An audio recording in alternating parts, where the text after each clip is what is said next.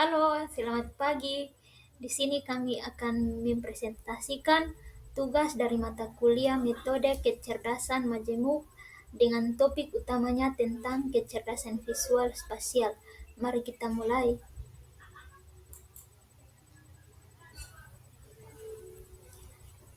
Anggota kami adalah Ita Maria Biaf, Gentri Boykope, Yolanda Tuni.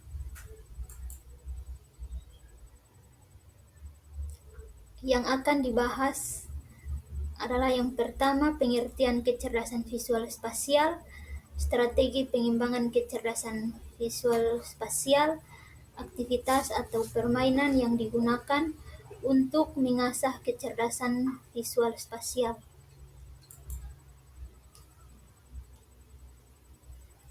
Pengertian kecerdasan visual spasial. Menurut Howard Gardner, setiap anak memiliki kecerdasan yang berbeda-beda.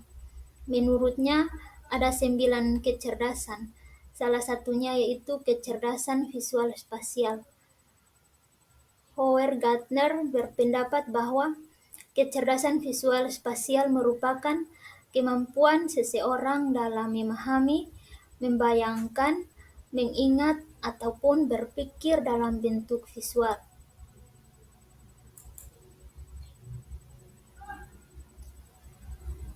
Menurut Armstrong, kecerdasan visual spasial yaitu kemampuan untuk memvisualisasikan gambar di dalamnya pikiran seseorang. Kecerdasan ini biasa digunakan oleh anak-anak dalam berpikir bentuk visualisasi dan gambar untuk memecahkan suatu masalah atau menemukan jawaban. Menurut Samsudin, kecerdasan visual spasial merupakan kemampuan seseorang untuk melihat secara visual atau ruang. Di sini, di mana seseorang yang memiliki kecerdasan visual spasial ini cenderung berpikir dalam pola yang berbentuk gambar, anak usia dini akan sangat menyukai melihat peta, bagan gambar, video, film sebagai media untuk belajar. Menurut Gunarti Suryani, kecerdasan visual spasial adalah kemampuan seseorang untuk melihat secara visual atau dalam ruang. Di sini anak-anak memiliki kemampuan misalnya menciptakan imajinasi bentuk-bentuk 3 dimensi.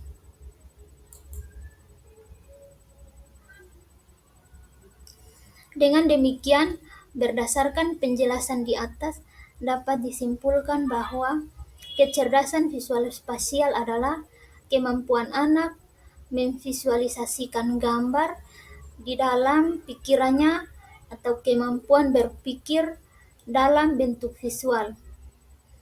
Anak yang mempunyai kecerdasan ini berkecenderungan suka mencoret-coret, menggambar, melukis, membuat patung, kaya akan khayalan, imajinasi kreatif, dan lain-lain. Anak dengan kecerdasan ini mempunyai kemampuan dalam memvisualisasikan gambar dan memecahkan suatu masalah serta menemukan jawaban.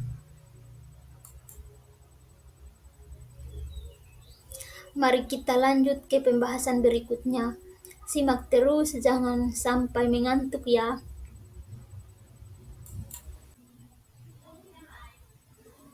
Strategi pengembangan kecerdasan visual spasial. Secara umum, strategi merupakan alat atau metode yang digunakan untuk menyelesaikan suatu tugas.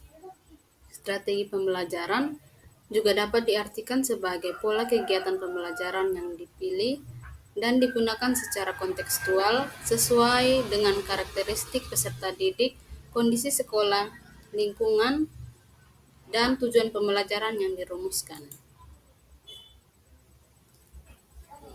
Menurut Hamzah, strategi yang dapat digunakan untuk mengaktifkan kecerdasan visual spasial yaitu yang pertama dengan cara visualisasi.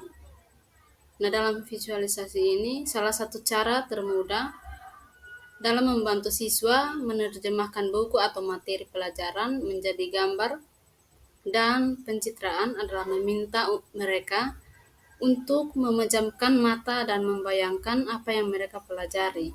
Yang kedua, penggunaan warna. Siswa yang memiliki kecerdasan spasial tinggi biasanya peka pada warna.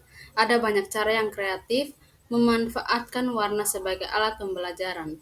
Siswa dapat menggunakan warna kesukaan mereka sebagai penghilang stres ketika menghadapi masalah-masalah yang sulit atau gagasan yang tidak dipahami dengan cara membayangkan warna kesukaan mereka. Hal ini akan membantu anak-anak dalam menemukan jawaban yang tepat atau bahkan menemukan penjelasannya sendiri.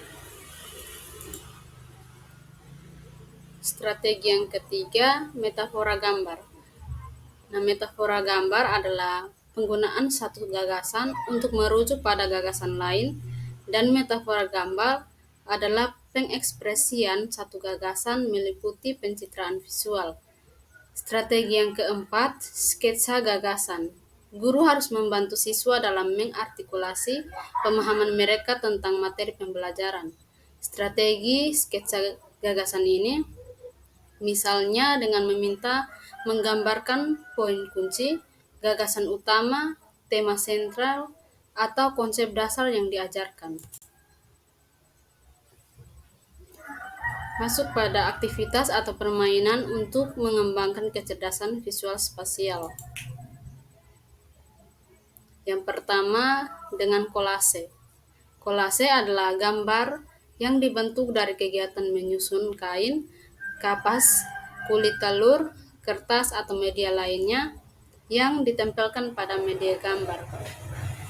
Dengan menggunakan kegiatan kolase, anak dapat menuangkan ide gambar atau bentuk yang ada di pikirannya dengan menggunakan bahan-bahan yang ada ke dalam bentuk kolase sehingga membuat karya seni yang dapat dilihat langsung. Kolase juga bermanfaat meningkatkan kreativitas seni, meningkatkan pemahaman anak melalui seni penglihatan, dan juga dapat meningkatkan daya pikir, daya serap, emosi, serta cita rasa keindahan yang menempel pada kolase, yang semua itu berpengaruh pada kecerdasan visual spasial.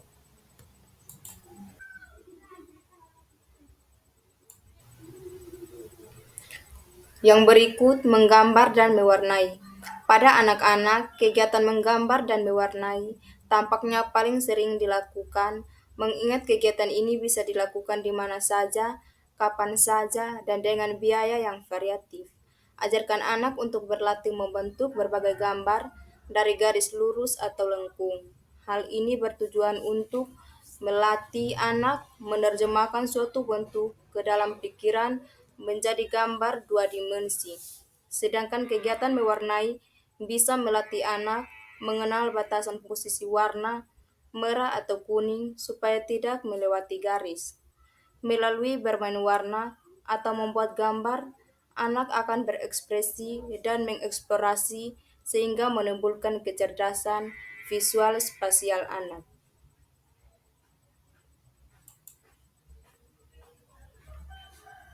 Yang berikut, membuat prakarya. Prakarya atau kerajinan tangan bagi anak-anak bukan sepenuhnya bekerja, namun dilakukan dengan bermain. Jenis karya yang dapat dibuat oleh anak-anak meliputi karya dua dimensi seperti teknik gambar tempelan dan tiga dimensi seperti kerajinan menganyam. Tidak hanya menggambar, strategi membuat prakarya juga dapat meningkatkan kecerdasan visual spasial anak. Kerajinan tangan yang paling mungkin dilakukan ini adalah menggunakan kertas.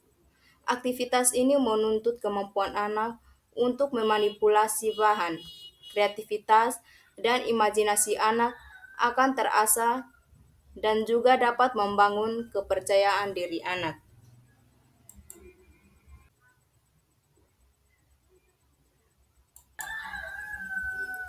Yang berikut tebak gambar. Tebak gambar merupakan sebuah keterampilan menebak secara pasti atau kira-kira objek yang ditebak didasarkan dari ciri-ciri ataupun kriterianya tertentu di mana kebenarannya bersifat belum pasti. Strategi tebak gambar merupakan proses menebak objek gambar dengan cara menyebut atau menuliskan nama tokoh atau nama gambar pada gambar yang ditampilkan guru dalam aktivitas belajar siswa. Proses menebak gambar merupakan proses pembelajaran yang menggunakan pendekatan-pendekatan saintifik. Proses belajar siswa menggunakan prosedur tebak gambar mewakili ranah kecerdasan visual spasial. Strategi tebak gambar mengandung unsur pengamatan gambar atau visual spasial logis matematis dan berkomunikasikan gambar atau linguistik.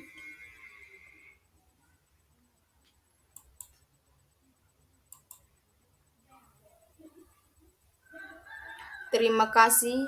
Semoga apa yang telah kami sampaikan dapat dipahami dengan mudah. God bless you.